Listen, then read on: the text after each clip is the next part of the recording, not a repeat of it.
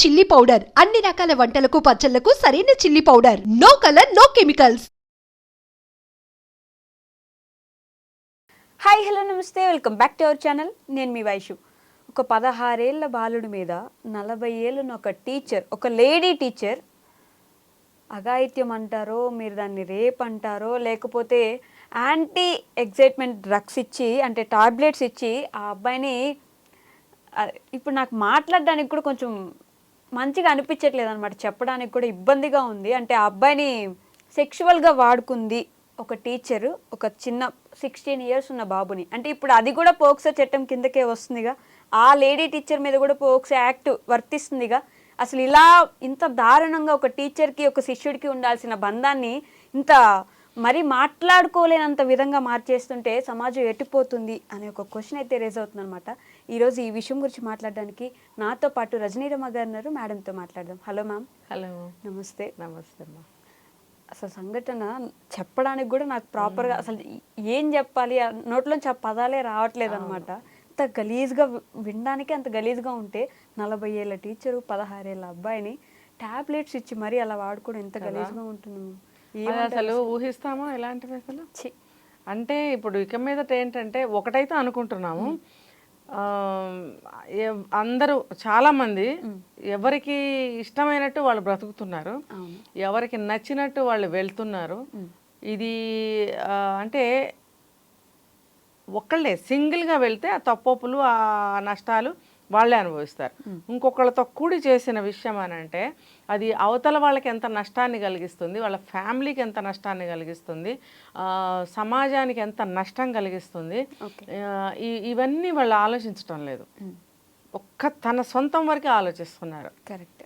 ఇప్పుడు నేను ఒక దాంట్లో చెప్తూ ఉంటాను పేరెంటింగ్లో, ఏంటంటే ఒక వ్యక్తి చిన్న వయసు నుంచి కూడా ఎదుగుతూ ఉండే క్రమంలో కానీ, ఎదిగిన తర్వాత సర్టెన్ ఏజ్ వచ్చిన తర్వాత కానీ, ఇంకా అక్కడి నుంచి లైఫ్ లాంగ్, అంటే ఇక్కడ నేర్చుకున్నవే కదా లైఫ్ అంతా వెళ్తాయి. వాళ్ళు ఏంటంటే తను చేస్తున్నటువంటి పని ఏదైనా సరే సామాజికంగా కానీ, చట్టపరంగా కానీ, కుటుంబ పరంగా కానీ, వ్యక్తిగతంగా కానీ ఏ విధంగా కూడా నష్టం లేని విధంగా తను తీసుకున్నటువంటి నిర్ణయం ఉండాలి అని నేను చెప్తాను. డిసిషన్ మేకింగ్ అని చెప్పుకోవచ్చు దీన్ని. అంటే ఇంకో సందర్భంలో చెప్పాలంటే ఇది ప్రవర్తన తీరు, ఇది వాళ్ళ మానసిక స్థితి అని చెప్పుకోవాలా, ఆలోచన లోపం అని చెప్పుకోవాలా, ఆలోచన విధానం అని చెప్పుకోవాలా, విచ్చలవిడితనం అని చెప్పుకోవాలా, ఒళ్ళు పొగరెక్కిందని చెప్పాలా, లేకపోతే ఇంకా మదం ఎక్కిందని చెప్పాలా. ఇప్పుడు కామపిశాచి అనే చెప్తున్నారు, దానికి ప్రత్యామ్నాయ పదం మదం ఎక్కిందని చెప్పుకోవాలి. అంటే ఒక 40 సంవత్సరాలు అని అంటే ఆమె ఎప్పుడు పుట్టింది? ఇప్పుడేం పుట్టలేదు. మరి కొన్ని విలువలు ఉన్న రోజుల్లోనే పుట్టింది, విలువలతోనే పెరిగిందని అనుకోవాలి మనము. అందరూ విలువలు ఇస్తూ పెరుగుతున్న సమాజంలోనే తను పుట్టి పెరిగింది. మరి ఈ రోజున ఏమైంది తన సంస్కారం, తన విలువలు? ఒక టీచర్ అంటే అసలు ఇంకేంటి, దేవుడు అంత గొప్పగా చూస్తే కదా. టీచర్కి ఇంకా వేరే ఏమి లేదు. ఇంకా తల్లిదండ్రుల కంటే కూడా ముందు టీచర్ దగ్గరే ఎక్కువ విద్యని అభ్యసిస్తారు, ప్రపంచాన్ని చూస్తారు. అంతే కదా. ఒక 5 సంవత్సరాలు వరకు తల్లిదండ్రుల దగ్గర ఉంటే ప్రేమాభిమానాలు, ముద్దు మురిపాలు, చక్కగా చిన్నవన్నీ నేర్చుకుంటారు. ఎప్పుడైతే 5 సంవత్సరాలకి స్కూల్లో జాయిన్ అవుతారో అసలంతా అక్కడే నేర్చుకోబడుతుంది. అక్కడ నేర్పేవాళ్ళు దైవ సమానులు. ఇప్పుడు ఈ రోజుకి కూడా, ఇప్పుడు ఏఐ వచ్చినా కూడా ఇప్పుడు దాని గురించి బోధించాలన్నా, కంప్యూటర్స్ గురించి బోధించాలన్నా, మ్యాథమెటిక్స్ నెక్స్ట్ లెవెల్ బోధించాలన్నా, ఎనీ ఇప్పుడు ఇంగ్లీష్లో మా చిన్నప్పుడు వాడిన పదాల కంటే ఇప్పుడు యూజ్ చేస్తున్న వర్డ్స్ ఎన్నో మాకు తెలియదని చెప్పాలి. కరెక్ట్. కొత్త వర్డ్స్ ఎన్నో వచ్చి చేరాయి. మరి ఈ కొత్త వర్డ్స్ని ఇంట్రడ్యూస్ చేసేది ఎవరు? టీచర్స్. వాళ్ళ ద్వారానే స్టూడెంట్స్ నేర్చుకుంటారు. మరి ఎన్నో కొత్త విషయాలు, ట్రెండింగ్ విషయాలు అన్నీ కూడా స్కూల్లో టీచర్ ద్వారానే నేర్చుకోబడుతుంది కదా, నేర్పుతారు. మరి అటువంటి గొప్ప వ్యక్తులు ఇలాంటి కన్న కొడుకుతో సమానం. తనకి ఉంటే అంతకంటే కూడా పెద్ద పిల్లలే ఉండుంటారు ఆ వయసుకి. మరి ఆ రోజుల్లో పుట్టిన మనిషి కాబట్టి త్వరగా పెళ్ళిళ్ళు, త్వరగా పిల్లలు ఉండాలి. అంటే ఈ అబ్బాయి కంటే కూడా పెద్ద సంతానం ఉండాలి. మరి ఆ వయసు, ఆ బుద్ధి ఎటుపోయింది అంటే ఆమె ఉన్న సిచ్యువేషన్స్ ఏంటి, వాళ్ళ ఇంట్లో పరిస్థితి ఏంటి, వాళ్ళ ఫ్యామిలీ ఏంటి, అసలు ఎటువంటి ఫ్యామిలీ, ఏ రోజునైనా చెడ్డ ఫ్యామిలీస్ ఉన్నాయి. ఒకవేళ ఫ్యామిలీ బ్యాక్గ్రౌండ్ చెడ్డ బ్యాక్గ్రౌండా, మనకి ఇవన్నీ తెలియదు. కానీ యాజ్ ఎ టీచర్ తను ఎలా ఉండాలి అవన్నీ ఇంటి దగ్గర పెట్టుకోవాలి. టీచర్ అన్న తర్వాత ఇంకో వేషంతో స్కూల్కి రావాలి. కరెక్ట్. కట్టుబట్టు, మాట తీరు, ప్రవర్తన, ఇచ్చే ట్రీట్మెంట్ పిల్లలకి అంతా కూడా ఒక విలువగా ఉండాలి. అమ్మో టీచర్ అన్నట్టు ఉండాలి. కానీ ఈ రకంగా ఉంటే ఏం చెప్పుకోవాలి? సమాజానికి వీళ్ళు ఏమి మెసేజ్ ఇస్తున్నారు, అసలు పిల్లలకి వీళ్ళు ఏం నేర్పుతున్నారు అని అంటే ఇప్పుడు కొత్తగా కామపాఠాలు కూడా నేర్పుతున్నారు అనే చెప్తున్నారు ఈ టీచర్ని బట్టి. విలువలతో కూడిన విద్య నేర్పిస్తారు అనడం పోయి కామ పాఠాలు నేర్పిస్తున్నారు అనే అంటే ఇప్పుడు ఒక కొంతమంది ఆ యాంగిల్లో ఆలోచించేవాళ్ళు, హేళన చేసేవాళ్ళు ఏమని చెప్తారంటే ఇది కూడా కావాలి కదా ఫ్యూచర్కి, కాబట్టి ఈ టీచర్ నేర్పిస్తుంది అని కొంతమంది వాగిన వాళ్ళు ఉన్నారు. కొంతమంది ఆ రకంగా కామెంట్స్ పెట్టిన వాళ్ళు కూడా ఉన్నారు. అంటే ఇప్పుడు అంటే అది టీచర్ని ఉద్దేశించి హేళన చేసే క్రమంలో చేసినటువంటి కామెంట్స్ అని చెప్పి నేను తీసుకున్నాను. కానీ అవి చదివిన వాళ్ళు ఎంతోమంది ఉంటారు, వాళ్ళు ఎలా తీసుకుంటారు? అంటే ఒకళ్ళు చెడ్డ చేస్తే ఆ చెడ్డదనాన్ని ఇంకొంచెం ఎక్కువ చూపించి ఇంకా కొంచెం రాంగ్ డైరెక్షన్ ఎక్కువగా చేస్తున్నారని నాకు అనిపిస్తుంది. ఇప్పుడు ఈ పిల్లవాడు చక్కగా చదువుకుంటున్నాడు, అనేక సార్లు ట్రై చేసినా కూడా ఆ అబ్బాయి దూరంగానే ఉన్నాడు. ఎందుకంటే కొంతమంది మంచిగానే పెరుగుతారు, అందరూ పిచ్చిగా పెరగరు కదా. ఆ అబ్బాయి క్రమశిక్షణగానే ఉన్నాడు. ఆ అబ్బాయికి పాపం ఏం తెలియదు, దూరంగానే తప్పుకునే తిరుగుతున్నాడు. వేరే వాళ్ళతో రాయబారం చేయించడం ఏంటి? ఆ వేరే దుష్టులు ఎవరు?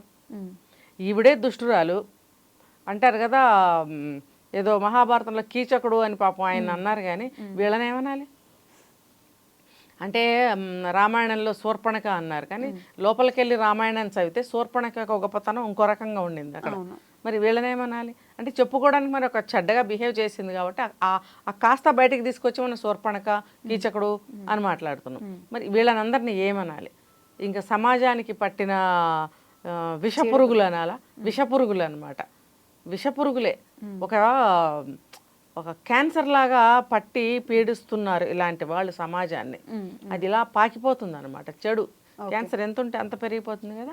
చెట్లకి పడతాయి. కేరళ సైడ్ వెళ్ళామంటే పెద్ద పెద్ద అడవుల్లో చెట్లకి పట్టేస్తుంది. అంటే క్యాన్సర్ చెట్టు అని చెప్తారు దాన్ని. ఇంకా అవి దేనికి పనికిరావు. అది అలాంటి చెట్లన్నిటికీ స్ప్రెడ్ అయిపోతుంది. భయం వేస్తుంది నాకు చూస్తే. అది ఆ చెట్లు అలా ఉంటాయి. మరి ఈ స్త్రీ ఈ విషయాన్ని చూస్తే నాకు ఆ క్యాన్సర్ చెట్టే గుర్తుకొచ్చింది.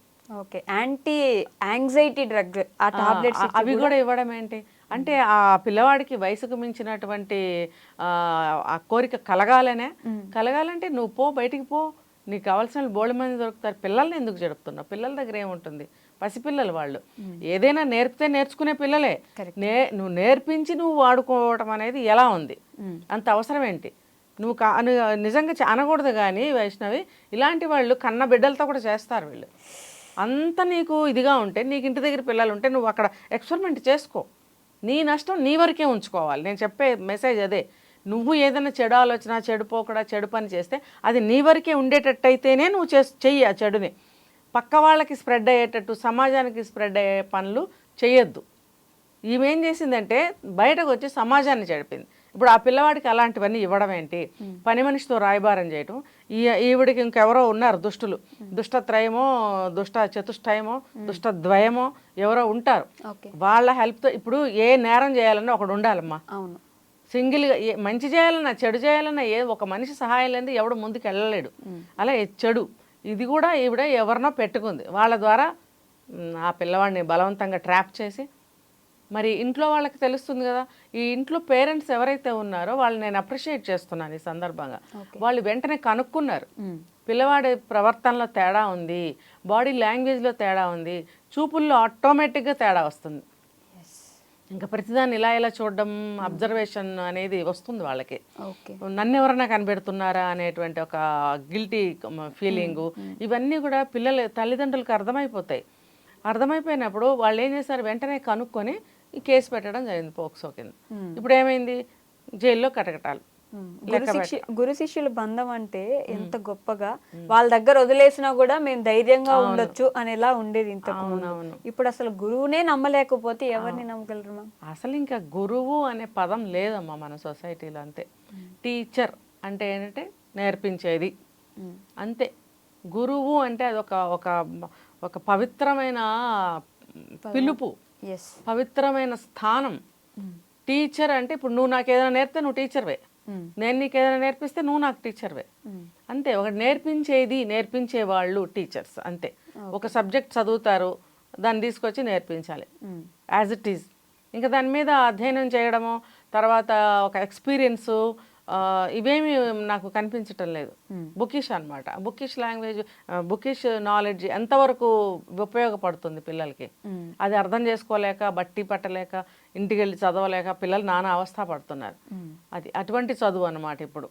ఇంకా విలువలతో కూడినటువంటి చదువులు లేవు, ఒక మంచి మంచి టాపిక్స్ తోటి లెసన్స్ లేవు, ఏమీ లేవు. ఇంకా దాంట్లో డీప్గా వెళ్ళామంటే ఇంకా బీపీలు వచ్చేస్తాయి మనకి. సో ఇవన్నీ కారణం. ఇలాంటి టీచర్స్ ఏంటంటే ఏదో ట్రైన్ అయిపోయి ఏదో చదువుకుని అప్లై చేస్తారు, జాబ్స్ వచ్చే వాళ్ళకి వస్తాయి, ఆ వచ్చిన వాళ్ళలో ఇలాంటి వాళ్ళు ఒకళ్ళు, వీళ్ళు వచ్చి చేసే తంతు ఇది. ఓకే, అంతే. ఏదో ఒక సబ్జెక్ట్ నేర్పడమే తప్ప విలువలు అంటూ ఏమీ లేవు. అంతే. విలువలు నేర్పించకపోగా ఇలాంటి చెత్త పనులు చేస్తే అసలు మా ఆయన మచ్చే కదా మరి టీచర్లు అందరికీ ఒక మాట పడుతుంది. అవునవును.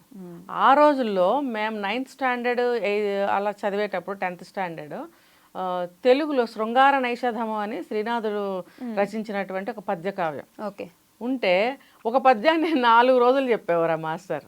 నాకు కోపం వచ్చేది. ఓకే, జనరల్గా తెలుగు పండిట్స్కి ఏంటంటే రసికత్వం ఉంటుంది. అవును. అది ఒక్క పదాన్ని వివరించి వివరించి వివరించి వాళ్ళ ఎక్స్పీరియన్స్ని జోడించి అందులో వాళ్ళ ఒక ఏమంటారు రసానందం పొందుతూ ఉంటారు అనమాట.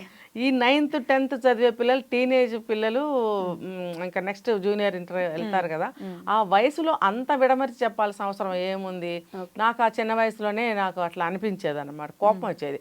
ఆయన క్లాస్ వస్తే వెళ్ళిపోవాలనిపించేది. కానీ మరి ఆ రోజు ఒక్కొక్క పదం గురించి వాళ్ళు ఒక పోయం తీసుకుంటే 4 రోజులు చెప్పేవాడు ఆయన. అందులో ఒక 8 9 పద్యాలు ఉండేవి. ఎన్ని రోజులకి అయ్యాను ఆ క్లాసు అనిపించేది నాకు. ఆ పాఠం అంటే ఆ చాప్టర్ ఎప్పటికీ అవుతుంది అనిపించేది. అంటే ఏ రోజుల్లోనూ ఉన్నారు, కాకపోతే ఏంటంటే ఇంకా మనం దాన్ని ఇంకేం చేయలేం. ఆ లెసన్ వచ్చింది శృంగార నైషధము అని. శ్రీనాథుల వారు ఎలా ఎలా వర్ణించి, ఆయన రసికుడు శ్రీనాథుడు అనేవాడు. ఆయన వర్ణించి వర్ణించి వర్ణించి వైనం ఒక్క పదాన్ని తీసుకుని 4 రోజులు చెప్తే మళ్ళీ దాన్ని మళ్ళీ మర్నాడు వచ్చి క్వశ్చన్ చేస్తుంటే వీళ్ళందరూ సిగ్గుపడేవారు చెప్పలేక. ఓకే, అంటే ఆయన యంగ్ అప్పుడు, ఒక 26 28 ఎంత ఉండేది నాకు తెలీదు, కుర్రాడు. మరి ఆయన వీళ్ళందరికీ ఏమో ఉత్తేజాన్ని కలిగించి యాక్టివ్నెస్ తీసుకొచ్చి వివరంగా చెప్తుంటే ఆయన ఆనందం పొందేవాడు, వాళ్ళందరూ నవ్వుకునేవారు. నాకు నచ్చేది కదా క్లాసు. ఓకే. ఈవిడ తెలుగు టీచర్ కూడా కాదు, ఇంగ్లీష్ టీచర్. అంటే ఆయన్ని తప్పు పట్టలేము, ఆయన ఉన్నారేమో మరి ఇప్పుడు ఎక్కడన్నా వింటే క్షమించాలి. అంటే ఆ పాఠం అటువంటిది కాబట్టి ఆయన ఆ విధంగా చెప్పారు. పర్లేదులే, 9th క్లాస్ నాకు తెలిసి. ఆ 9th క్లాస్లో ఆ పాఠం ఇచ్చారు అంటే వీళ్ళు వినదగిన వారు, నేర్చుకోదగిన వారు. ఆ రోజుల్లో స్టాండర్డ్స్, ఆలోచనలు, పద్ధతులు అలా ఉండేవి కాబట్టి ఆ పాఠాన్ని ఆ క్లాస్లో పెట్టారు అనేది నాకు ఇప్పుడు అర్థమవుతుంది. కాబట్టి ఈ వయసుకి వీళ్ళు నేర్చుకోదగిందే అనుకుని ఆయన చెప్పారేమో.